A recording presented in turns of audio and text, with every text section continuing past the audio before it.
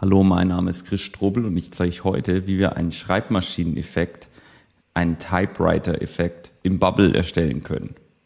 Ein guter Bekannter von mir, Alex, hat Lanva.io gegründet. Dieses ganze Tool funktioniert auf Bubble und er nutzt selber diesen Schreibmaschineneffekt. Ich zeige euch jetzt, wie das geht. Als erstes gehen wir in Plugins und wir installieren das Typewriter Text Plugin von Wedgehog. Anschließend gehen wir in den Design Editor und fügen jetzt Typewriter Text hinzu.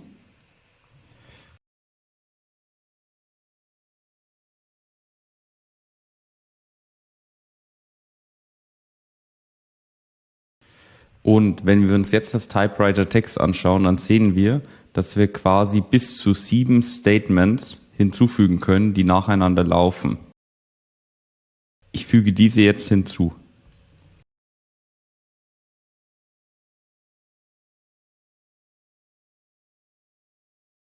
Anschließend ändern wir den Style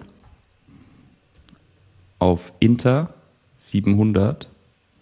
Wir ändern die Schriftgröße auf 32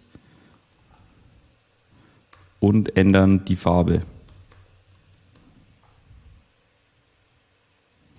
Wir gehen jetzt einmal in Preview und schauen uns das Ganze an. Und ihr seht, wie wir den Typewriter-Effekt nun haben, aber es gibt noch ein paar Optimierungen, die ihr ganz nach eurer Bevorzugung machen könnt.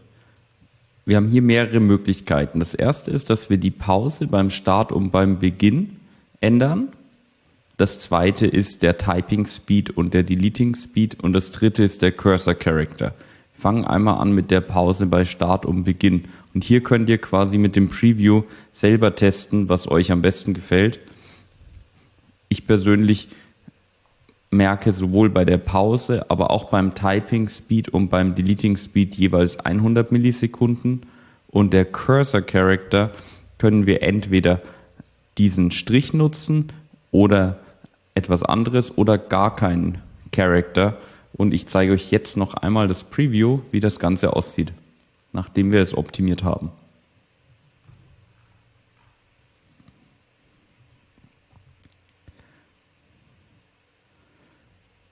Ich hoffe, ihr konntet sehen, wie einfach es ist, im Bubble einen Typewriter-Effekt, einen Schreibmaschinen-Effekt hinzuzufügen.